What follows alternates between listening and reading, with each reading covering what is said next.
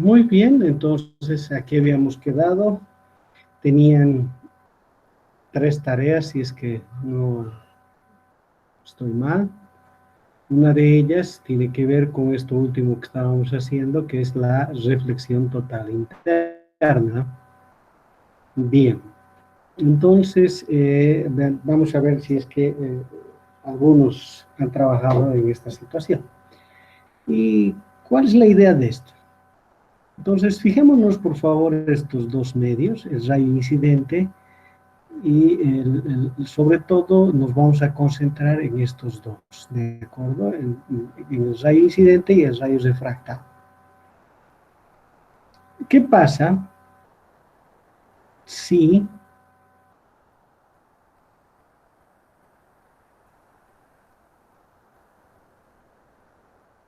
el índice N1 es menor que el índice N2?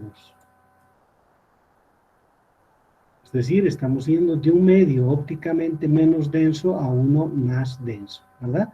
Estos son los medios 1 y 2, separados por el plano pi, que es la superficie interfaz entre los dos medios, ¿verdad? Ok, entonces el radio está viajando en el medio con índice de refracción N1 y atraviesa al medio con índice de refracción N2. En la ley de Snell, si N1 es menor que N2, para que exista esta identidad, entonces, ¿qué debe ocurrir? Que el seno del ángulo de incidencia pues debe ser más grande que el seno del ángulo de refracción, porque lo contrario sería imposible hacer una identidad. N1 es menor que N2, o sea que este número es más pequeño que este, por lo tanto esto debe ser más grande que esto para hacer una identidad. Entonces, seno del ángulo de incidencia debe ser más grande que el seno del ángulo de refracción. A ver, no es exagerado, pero es importante que tengamos una idea cabal de lo que está ocurriendo. Nosotros vamos a manejar ángulos entre 0 y 90, entonces si pensamos que esto es pi medios o 90 grados, y dibujamos la función seno de x entre 0 y 90, entonces esto es más o menos así.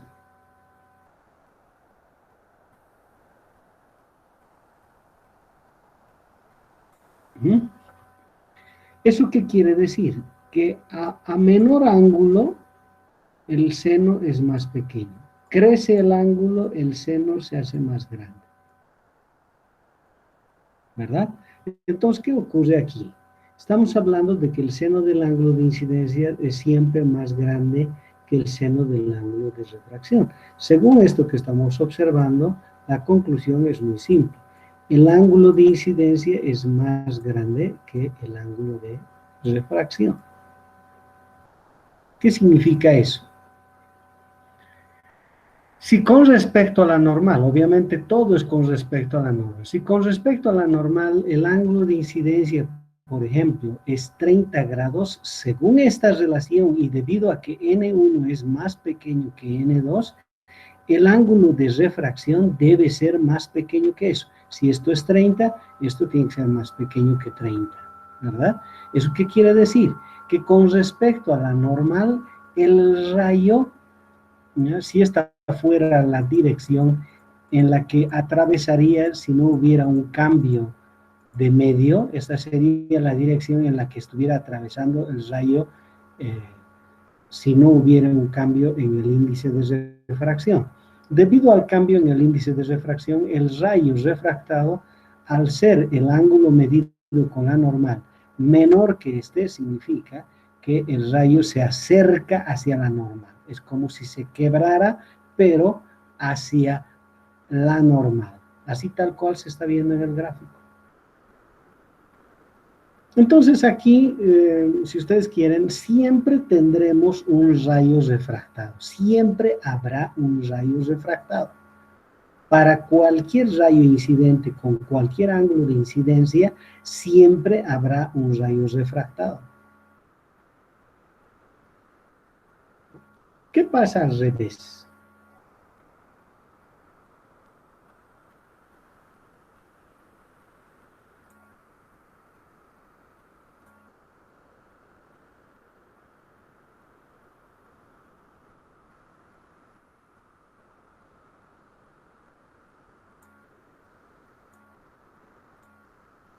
¿Qué pasa si N1 es, perdón,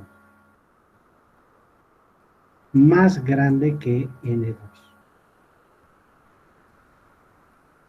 Es decir, la onda electromagnética que viaja en el medio 1 es de tal forma de que una vez que pase la interfaz, viajará en un medio cuyo índice de refracción es más pequeño, de mayor índice a menor índice. Según esto, si N1 es más grande que N2, entonces el seno debe ser más pequeño que el seno del ángulo de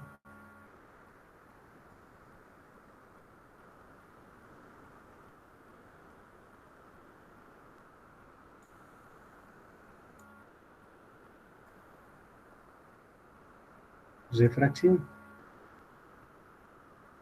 ¿Eso qué quiere decir? Que el ángulo de incidencia es menor que el ángulo de refracción. A ver, en este caso no va a ocurrir lo que estamos mostrando acá, ¿verdad?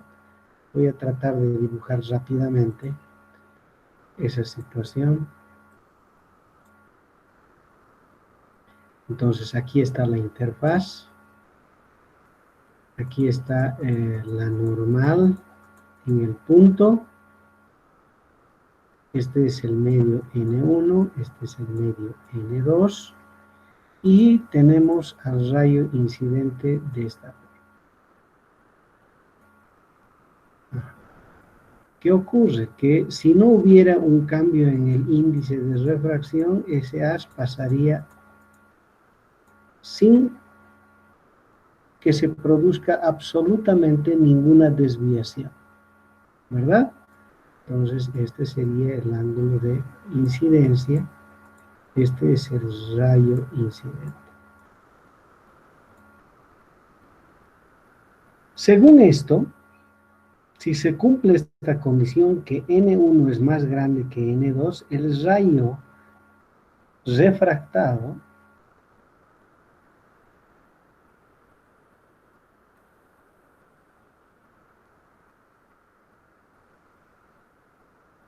debería tener un ángulo de refracción, ese es el ángulo que obviamente se mide con la misma normal, el ángulo de refracción tiene que ser más grande que el ángulo de incidencia. Este es el ángulo de incidencia, entonces debe ser mayor. Entonces debe ocurrir eso.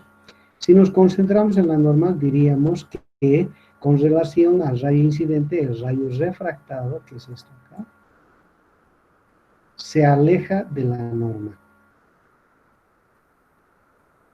¿Verdad? Se aleja de la norma. Entonces acá no hay garantía de que siempre exista un rayo refractado. Porque, ¿qué ocurre? ¿Qué ocurre si nosotros aumentamos el ángulo de incidencia? Si aumentamos el ángulo de incidencia, si aumenta esto, va a aumentar esto. De tal forma que siempre se cumpla esta condición. Entonces, ¿qué implica?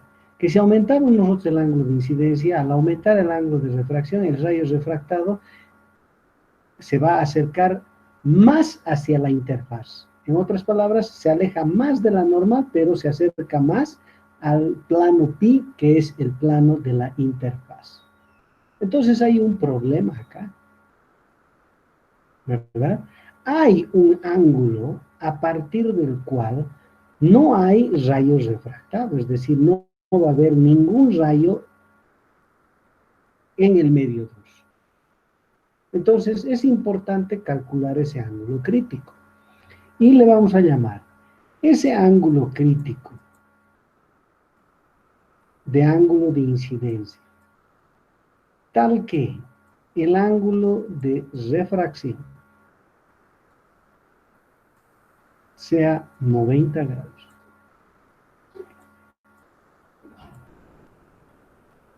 Claro. ¿Cuánto puede crecer esto para que ya no ingrese dentro del medio?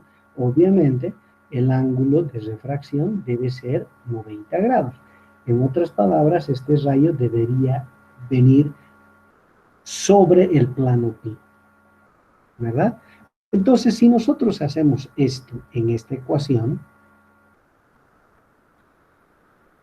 tendríamos lo siguiente.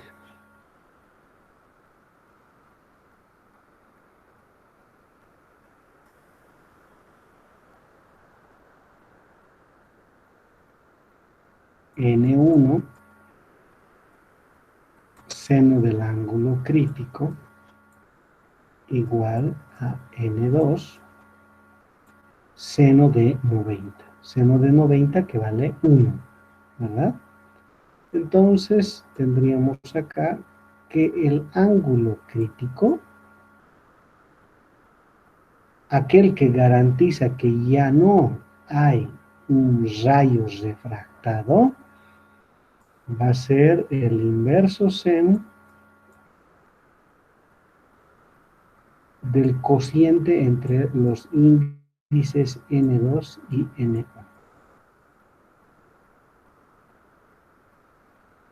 Ahí está.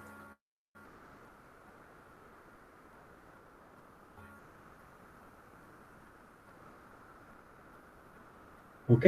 Entonces, toda vez que la onda electromagnética esté viajando en un medio cuyo índice de refracción es más grande de aquel que intenta atravesar, hay un ángulo de incidencia a partir del cual deja de haber rayo refractado. Quiere decir que ya no ingresa más al segundo medio. ¿Eso qué significa? Que se va a reflejar toda la luz que incida sobre el plano pi, ¿no? Ya no va a haber refracción. Todo lo que incide se va a reflejar. ¿Ah? ¿Y a partir de qué ángulo sucede eso? A partir de un ángulo de incidencia que es el ángulo crítico. Hasta antes de eso hay rayos refractados. Llegamos al ángulo crítico y ya no hay más rayos refractados. Si seguimos aumentando el ángulo de incidencia, pues obviamente no hay rayos refractados. Entonces, ¿qué vamos a decir? Que la reflexión total interna ocurre toda vez que el ángulo de incidencia, obviamente esta condición es fundamental, porque en el otro caso hemos visto que no ocurre absolutamente nada, ¿verdad? Siempre existe rayos refractados. Entonces, la reflexión total interna ocurre si es que primero cumplimos esta condición y si el ángulo de incidencia es mayor o igual al ángulo crítico que se puede calcular por medio de esta ecuación. Entonces, si ustedes desean, toda vez que busquemos una reflexión total interna, debemos cumplir con estas dos condiciones. Una, que es fundamental, que el índice del medio en el que se propaga originalmente sea mayor que el índice en el que se intenta la propagación final. Eso es fundamental. Y segundo, que el ángulo de incidencia con respecto al plano pi debe ser mayor o igual al ángulo crítico entre los dos medios.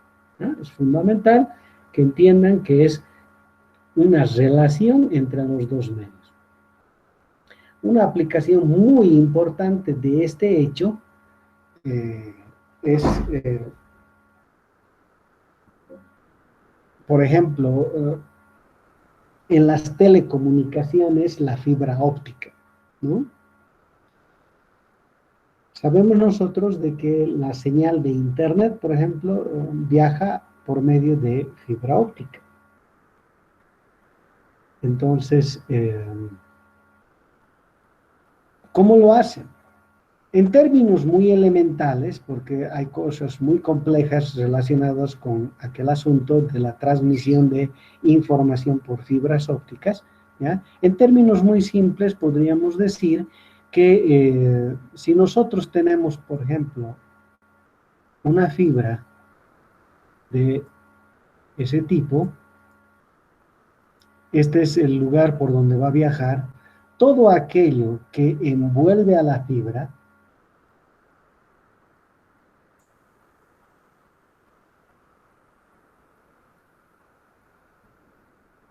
toda la envoltura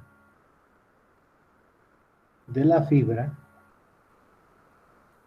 debe ser tal que su índice de refracción cumpla con esta condición, ¿no? Esto debe tener un índice de fracción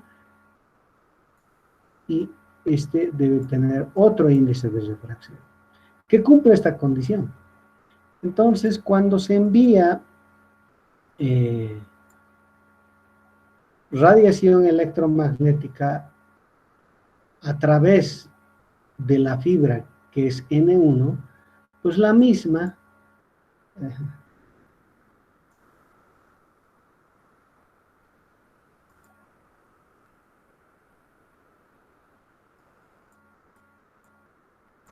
inclusive con múltiples rebotes, no saldrá de la misma, ¿no? Y la señal podrá viajar, entre comillas, sin pérdida de energía, ¿ya? Pero esto es lo más elemental, les estoy diciendo. Si tuviéramos que estudiar realmente la propagación de una señal real en una fibra, la cosa sería mucho más compleja de analizar. Sin embargo, lo más elemental que nosotros queremos decir es que esta reflexión total interna es extremadamente útil en muchos ámbitos de la tecnología. Uno de ellos, el que les estoy mencionando acá, es la propagación de ondas electromagnéticas al interior de las fibras ópticas que permite la transmisión de datos en la actualidad.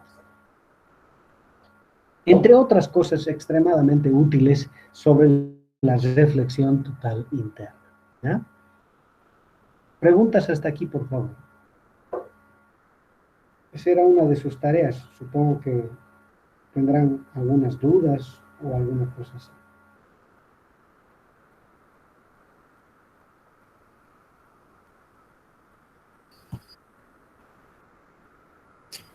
Entonces, para que eso suceda, el índice de refracción uno tiene que ser mucho mayor al segundo, ¿verdad? No necesariamente mucho mayor, suficiente con que sea mayor. Para minimizar la radiación. Solo necesita ser mayor, no necesita que sea mucho mayor, ¿ya? Pero mayor sí. Está bien, gracias. Ok.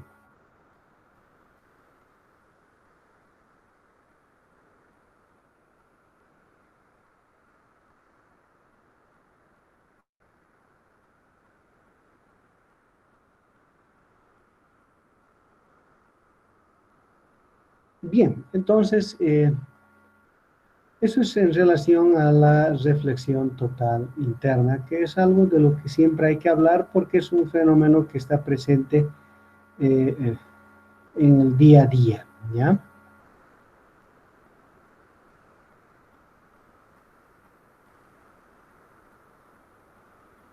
A ver, ¿de qué otra cosa podemos hablar ahora que es fundamental?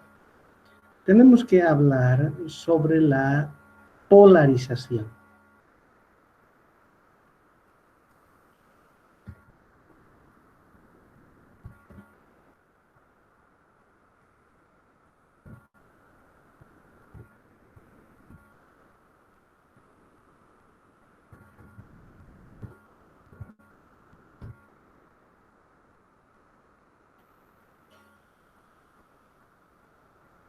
Bien. Primero vamos a hablar nosotros de la polarización para una onda, ¿de acuerdo?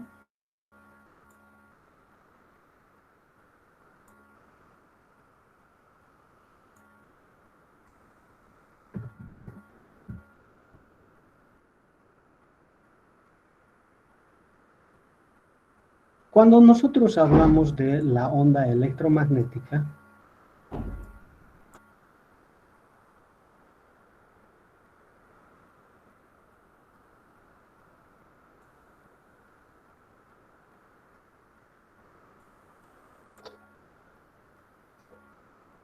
habíamos dicho que si nos concentramos en un plano, uy, esto no va a dar. Bien. Tengo que hacer esto. Vamos a hablar de una onda plana, ¿de acuerdo?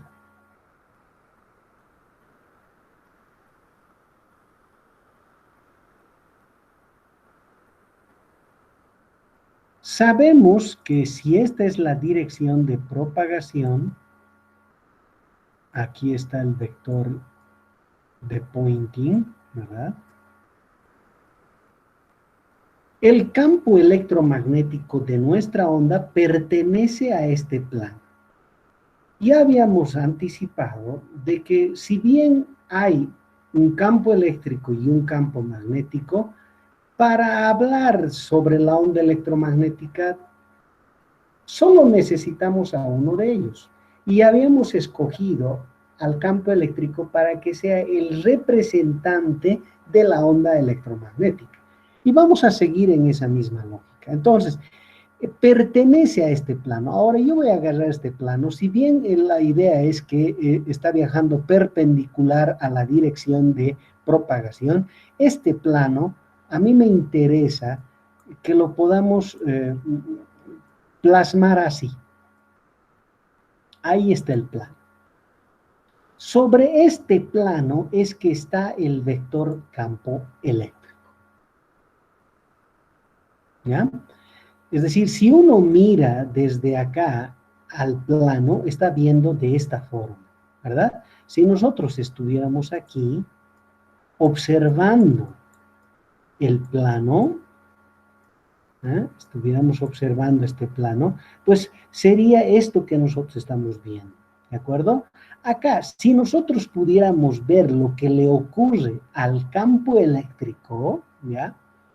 Y principalmente podríamos ver la figura que dibuja la cabeza del vector campo eléctrico. Entonces podríamos diagramar muchas cosas acá. A ver, otra vez. Sabemos de que en este plano están el campo eléctrico y el campo magnético. Sabemos que este plano se está propagando en esta dirección, ¿ya? Sabemos eso.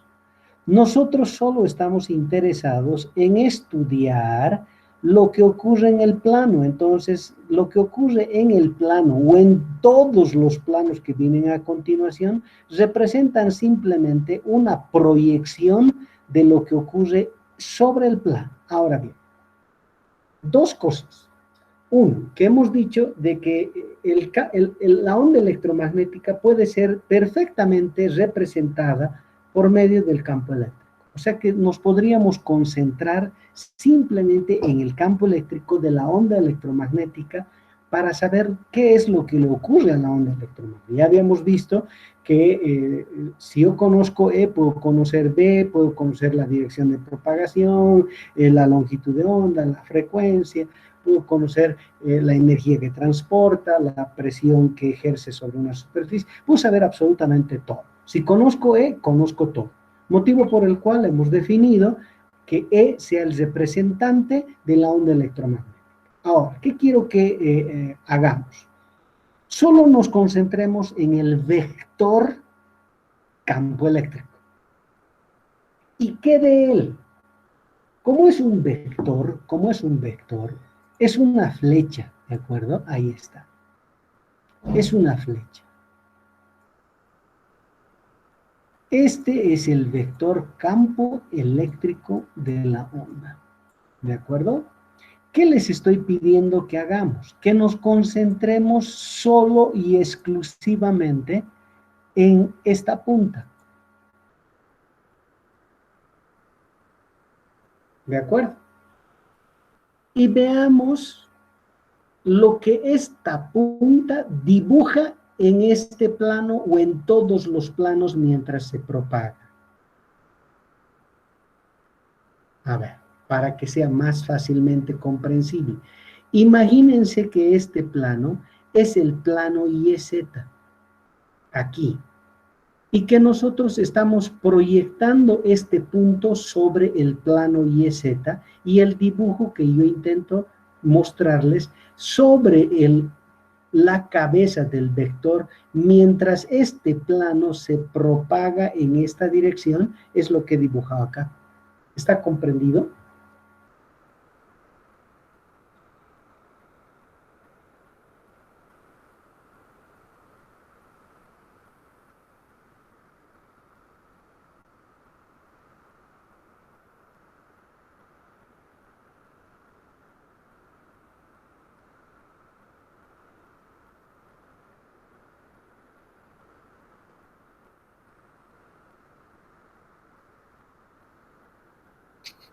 ¿Podría repetirlo, por favor?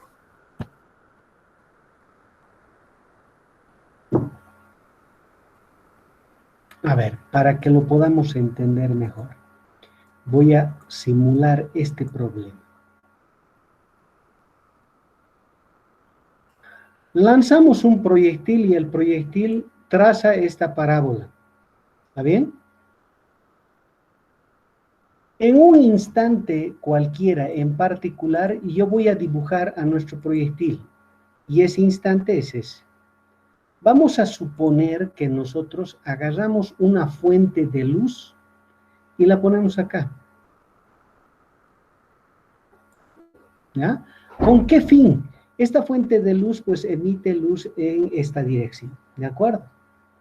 Entonces, ¿qué es lo que va a generar la luz proyectada sobre este eje? ¿Qué va a generar?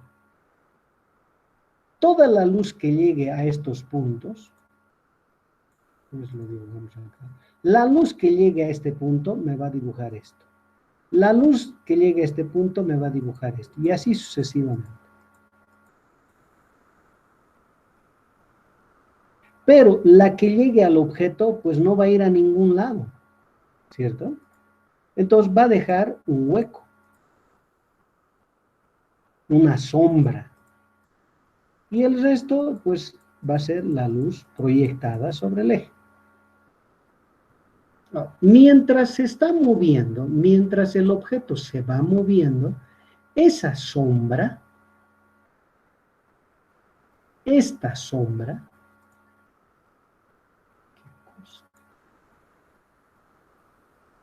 esto es una sombra, ¿verdad? Mientras el proyectil se va moviendo sobre la trayectoria, la sombra se va moviendo de esta manera. ¿Está bien? En otras palabras, esto me está permitiendo observar el movimiento del objeto sobre esta dirección. ¿Está claro?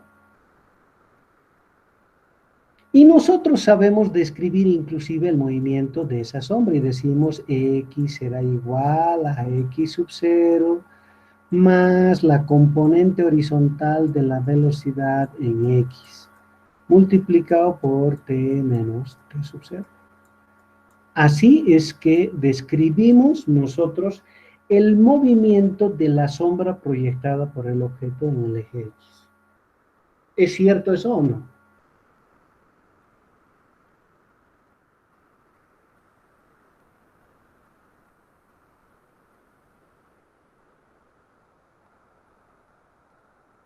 Sí.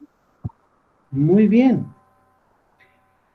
Aquí en el plano, en este plano, este es el plano en un instante en particular. En ese instante en particular, el campo eléctrico de la onda electromagnética, su cabeza tiene un puntito aquí, ¿entienden? Este observador está observando la proyección de ese punto sobre el plano YZ, que es este plano. Este es el plano YZ. ¿Está bien? Este punto Es un punto de este dibujo. Cuando esta hoja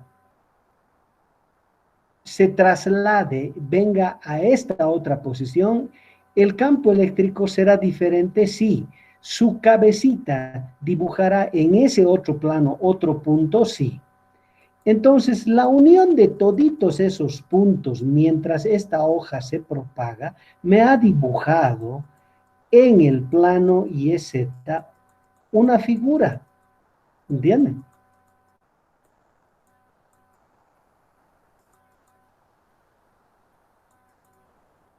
Esto es lo que dibuja sobre el plano YZ proyectado la cabecita del campo eléctrico en cada uno de los planos. ¿Está mejor comprendido eso o no? Pues no se olviden que se está propagando.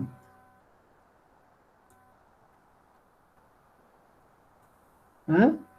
No se olviden que se está propagando ese plano. En el plano anterior, ¿este punto estaba en otro lugar? Sí, estaba en otro lugar, digamos, no sé, pues aquí, digamos, ¿ya?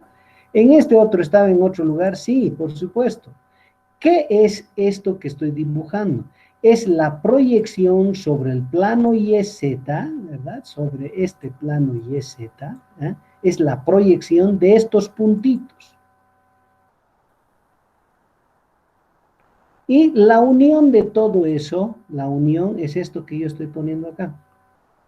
¿Está claro?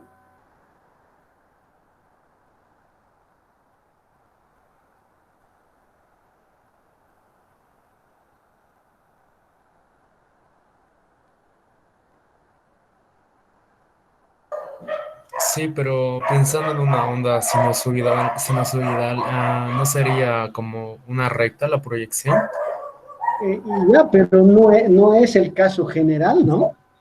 Sinusoidal, ¿no sería una Ya, recta la proyección? en el caso particular de un campo eléctrico que varíe de forma sinusoidal en una sola dirección.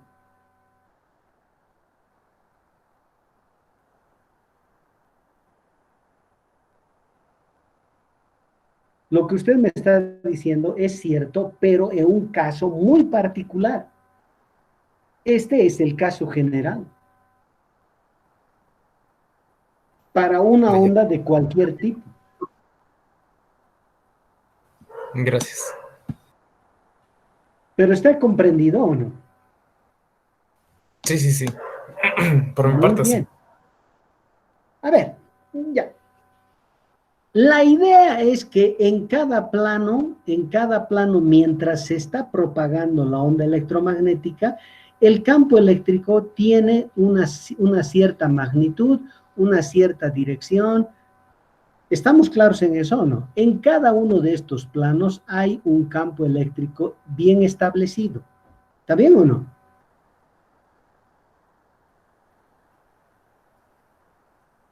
Por ejemplo, en este plano el campo eléctrico, en este plano el campo eléctrico podría estar así. En este otro, el campo eléctrico sencillamente podría ser diferente, podría ser este. En este otro que está acá, en este otro plano, el campo eléctrico sencillamente podría haber sido este. ¿Está bien? Lo único que estoy diciendo es que en cada uno de estos planos hay un campo eléctrico bien definido. Cada uno de ellos tiene una cabecita. ¿Está bien? ¿Qué es esta curva? ¿Qué es esta curva? Esos puntitos que son las cabezas de los vectores campo eléctrico han sido proyectados sobre el plano YZ. ¿Por qué proyecto sobre eso? Porque yo sé que la propagación se da en la dirección X, entonces lo estoy proyectando sobre el plano YZ. ¿Por qué sé? Porque sé que en ese plano está E y está B. Ahora, como en cada uno de esos planos hay un campo eléctrico establecido, este puntito está en algún lugar de cada plano. Nosotros estamos agarrando y estamos proyectando cada uno de esos puntos directamente sobre el plano YZ. Esa proyección sobre el plano YZ me ha permitido dibujar en el plano esto mientras la onda electromagnética se está propagando. ¿Está bien?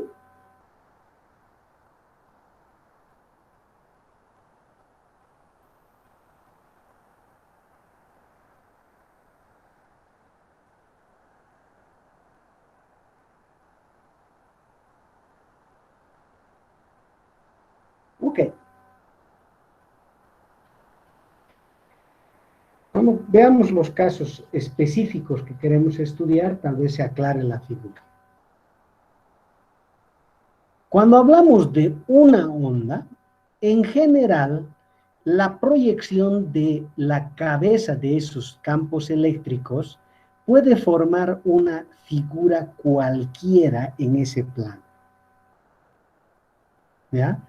Cuando es una figura cualquiera la que pinta, ¿ya? Cualquiera, entonces se dice que esta onda es no polarizada.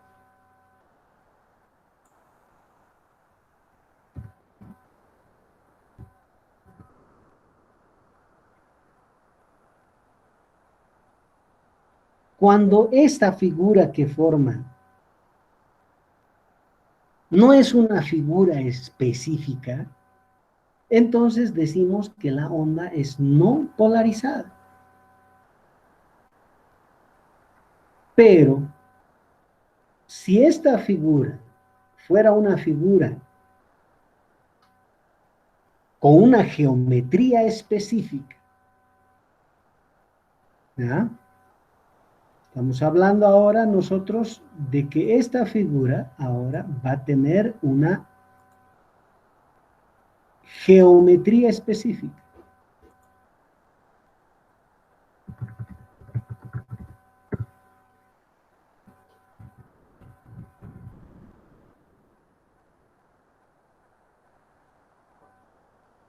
Entre ellas tenemos nosotros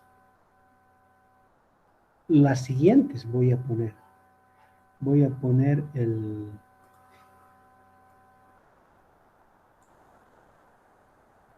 en tres recuadritos. ¿Ya?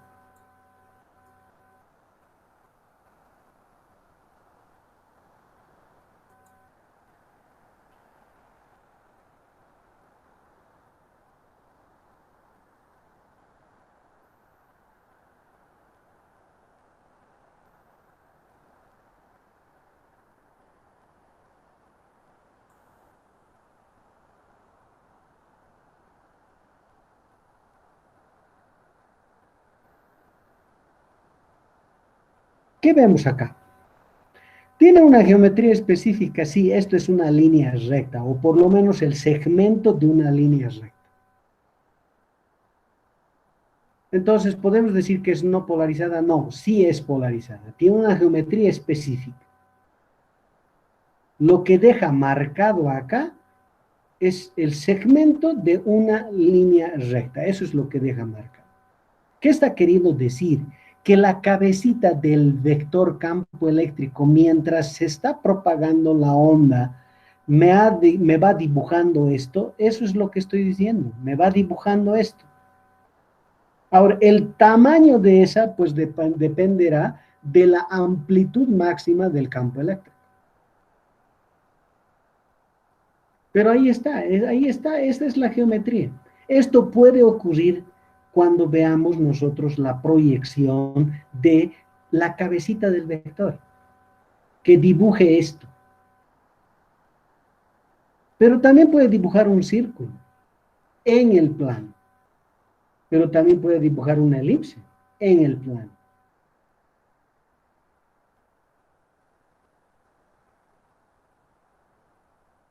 Entonces, ¿qué decimos?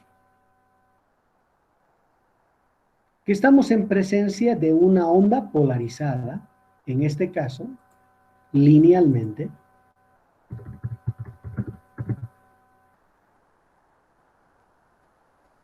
circular y elíptica.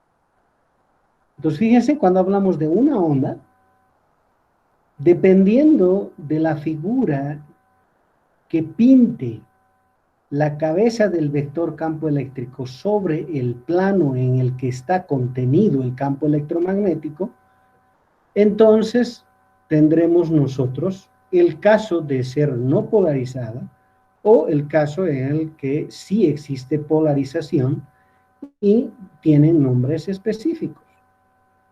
Una polarización lineal, una polarización circular y una polarización elíptica.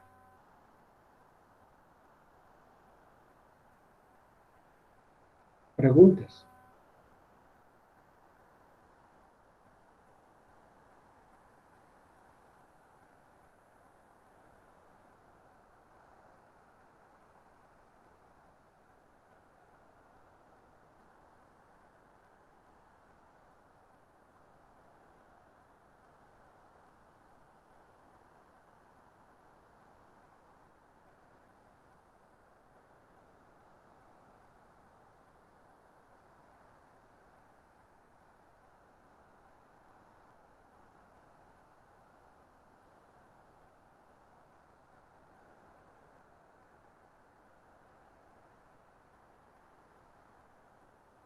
Bien, no existe preguntas.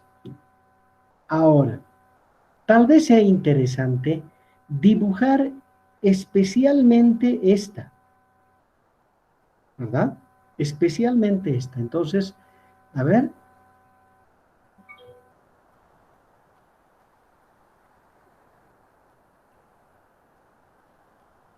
Creo que esto ya está por demás.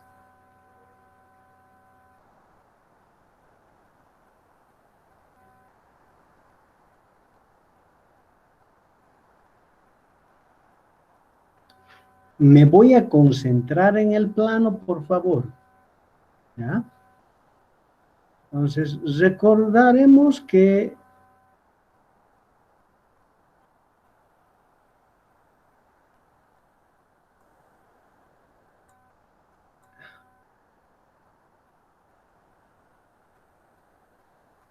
en el capítulo anterior habíamos dicho, ¿qué tal si el campo eléctrico es así? ¿Verdad?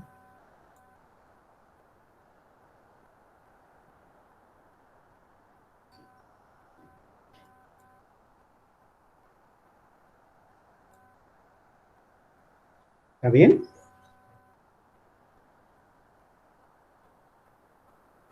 Es más, habíamos dicho, podríamos escribir de esta forma. E sub 0 seno de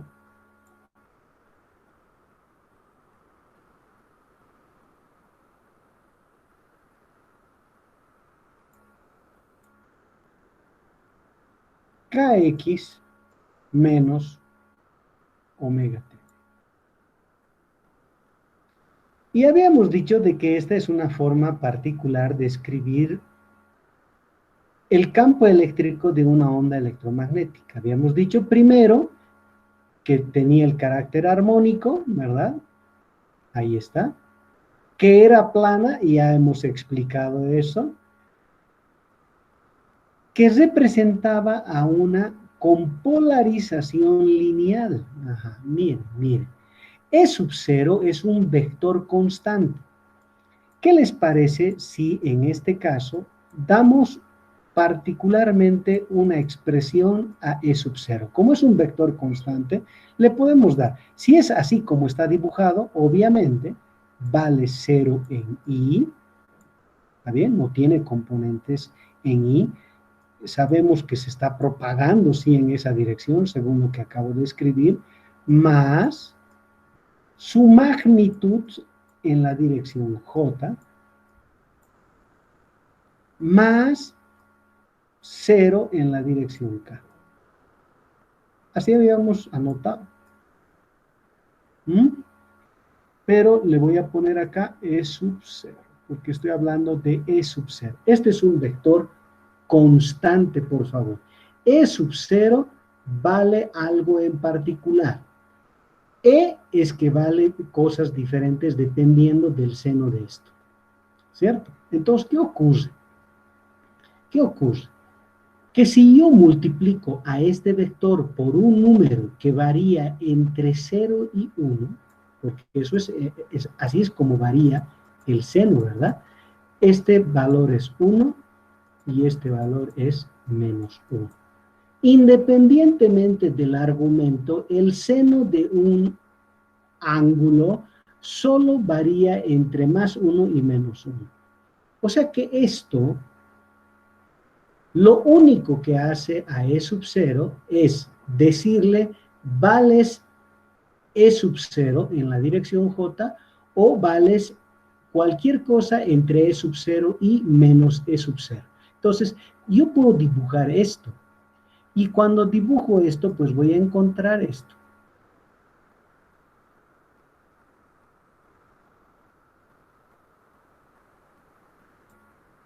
¿Verdad? Esto aquí representa la amplitud máxima del vector. Pero en cualquier otro instante, el vectorcito está ubicado así, ¿verdad? La cabecita de este vector es la que dibuja la sinusoidal.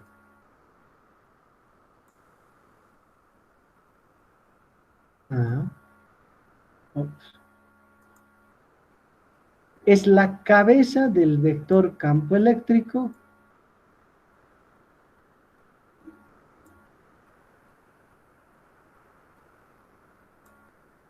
quien nos está pintando a nosotros la sinusoidal. ¿Ah? Pero si ustedes desean, yo puedo proyectar esta cabeza sobre el plano YZ. Ajá. Voy a proyectar sobre el plano YZ. Como no tiene componente en el eje Z, la proyección está completamente en el eje Y. Entonces, voy a volver a dibujar aquí el eje Y.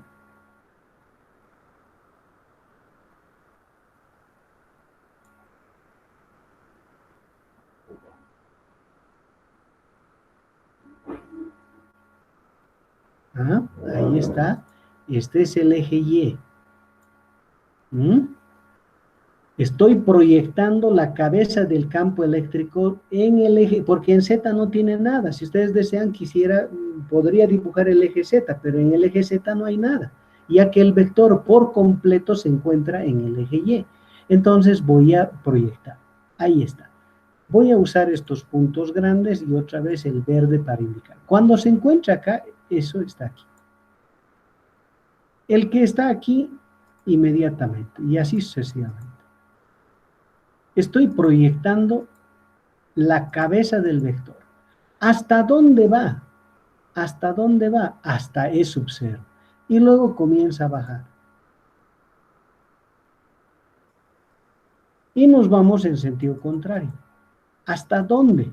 hasta menos E sub 0 y luego comienza a subir otra vez.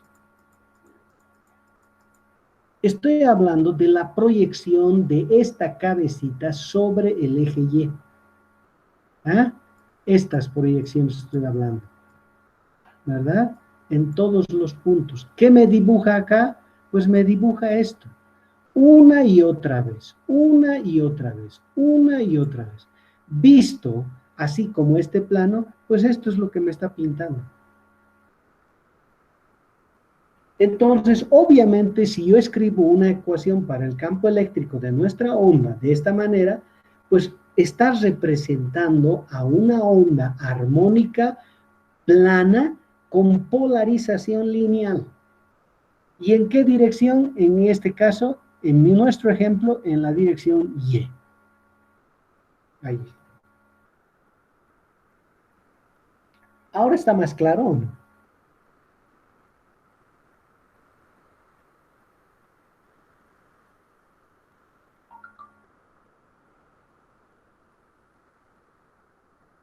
Sí, me parece más claro. Muy bien, muy bien. Para que cobre sentido, ¿ah? Para que cobre sentido todo esto que estamos haciendo, ¿no? Ustedes tienen que ser los que me digan qué es lo que está pasando con la cabeza del campo eléctrico de nuestra onda si proyectado en el plano es un círculo o es una elipse. ¿Ya? Entonces les dejo por favor para que ustedes lo piensen, trabajen, lean y mañana pues proseguimos con aquello. ¿Ya?